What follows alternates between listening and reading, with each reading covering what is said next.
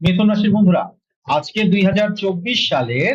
June মাসের 15 তারিখ থেকে জুলাই মাসের 15 তারিখ মিথুন রাশিদের কেমন যাবে এ বিষয়ে একটি বোনাস রিডিং নিয়ে আলোচনা করব। তো বন্ধুরা, জুন মাসের 15 তারিখ থেকে মিথুন রাশির উপরে গ্রহদের পজিশন বিশ্লেষণ করে দেখা যাচ্ছে যে অসংখ্য মিথুন রাশির মানুষের জীবনে বিভিন্ন ধরনের আইনি জটিলতা, প্রিয়জনের মৃত্যু,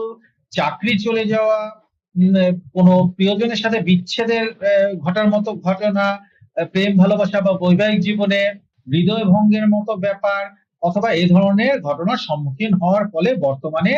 মিথুন রাশিদের জীবনে বিশৃঙ্খলা বা বিশৃঙ্খল পরিস্থিতি তৈরি হয়ে আছে।